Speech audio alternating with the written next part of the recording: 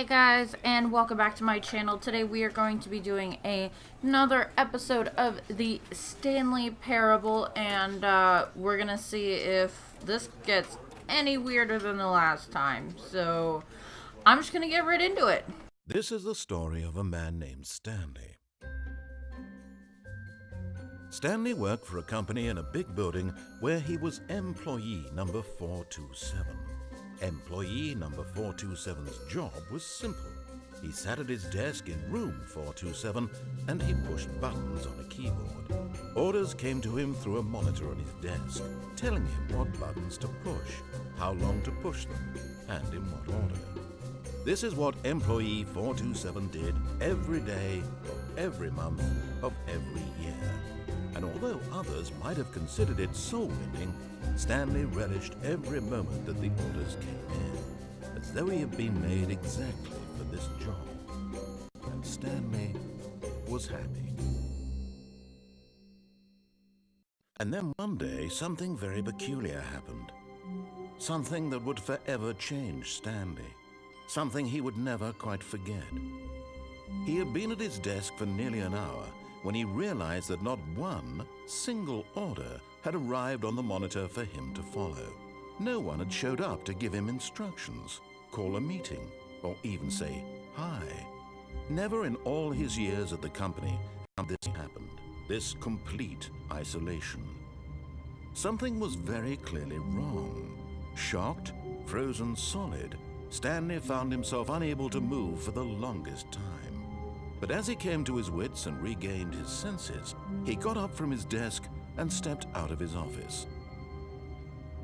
Okay, let's go. All of his co-workers were gone. What could it mean? Stanley decided to go to the meeting room. Perhaps he had simply missed a memo. Probably not gonna go to the meeting room, but okay. When Stanley came to a set of two open doors, this was not the correct way to the meeting room, and Stanley knew it perfectly well. Perhaps he wanted to stop by the employee lounge first, just to admire it. Cool. Yes, we've admired it. Now we're gonna move on. A room worth admiring. It had really been, but eager to get back to business, Stanley took the first open door on his left. Stanley was so bad at following directions, it's incredible he wasn't fired years ago.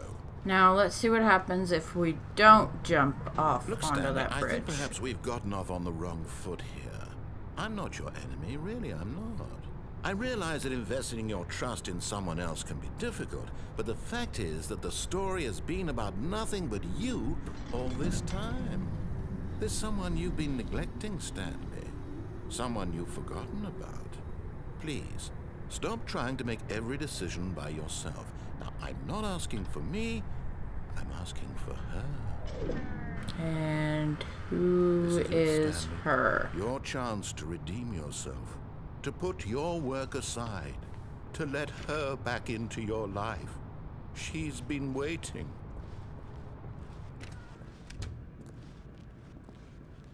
Oh, scary dark room. That's her, Stanley. You need to be the one to do this. This is to creepy. reach out to her. If you can truly place your faith in another, then pick up the phone. Can't get out. Nope. Okay, let's do this.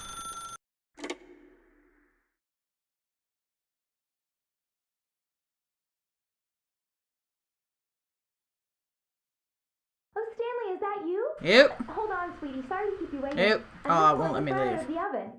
All right. Okay, there we go. All right, now, I want you to come in and tell me all about your day. Ow. Gotcha. Oh, come on. Did you actually think you had a loving wife? Maybe I did. Commit their life to you. I'm trying to make a point here, Stanley. I'm trying to get you to see something. Come inside. Let me show you what's really going on here. Nope. Sorry, Oh. but you're in my story now. Oh. Okay.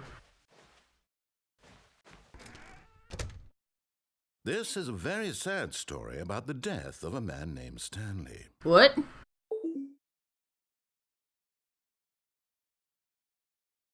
Stanley is quite a boring fellow. He has a job that demands nothing of him, and every button that he pushes is a reminder of the inconsequential nature of his existence. Look at him there, pushing buttons, doing exactly what he's told to do. Now he's pushing a button. Now he's eating lunch. Now he's going home. Now he's coming back to work. One might even feel sorry for him, except that Why he's is the chosen table himself. like that?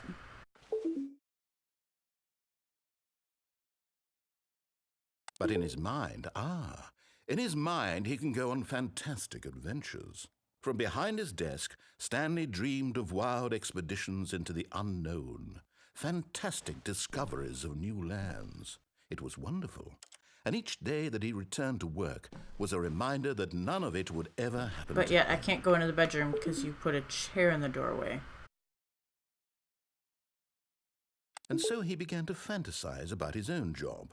First, he imagined that one day while at work, he stepped up from his desk to realize that all of his co-workers, his boss, everyone in the building had suddenly vanished off the face of the earth. The thought excited him terribly. So he went further. He imagined that he came to 2 open doors and that he could go through either. At last, choice. It barely even mattered what lay behind each door. The mere thought that his decisions would mean something was almost too wonderful to behold. As he wandered through this fantasy world, he began to fill it with many possible paths and destinations. Putting me back in the office, Down aren't one you? path lay an enormous round room with monitors and mind controls. And down another was a yellow line that weaved in many directions. And down another was a game with a baby.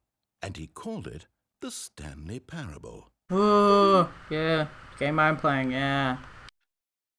It was such a wonderful fantasy, and so in his head he relived it again, and then again, and again, over and over, wishing beyond hope that it would never end, that he might always feel this free.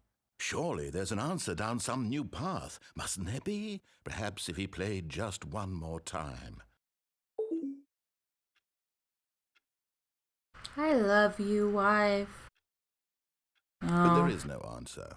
How could there bye. possibly be? In reality, all he's doing is pushing the same buttons he always has. Nothing has changed. The longer he spends here, the more invested he gets, the more he forgets which life is the real one. And I'm trying to tell him this, that in this world he can never be anything but an observer, that as long as he remains here, he's slowly killing himself. But he won't listen to me. He won't stop. Here, watch this. Stanley, the next time the screen asks you to push a button, do not do it. Yeah, but if I don't press the button, then the story doesn't continue, so I kind of have to. You see? Can he just not hear me? How can I tell him in a way that he'll understand that every second he remains here, he's electing to kill himself? How can I get him to see what I see? How can I make him look at himself? You can't? I suppose I can't, not in the way I want him to. But I don't make the rules. I simply play to my intended purpose, the same as Stanley. We're not so different, I suppose. I'll try once more to convey all this to him. I'm compelled to. I must. Perhaps, well, maybe this time he'll see. Maybe this time. And I tried again. Please die. Stanley Really? pushed a button. I Why? tried again. And Stanley pushed a button. And I tried. Oh. Well, I guess I died. So that was a quick episode. And I will see you guys next time. Bye!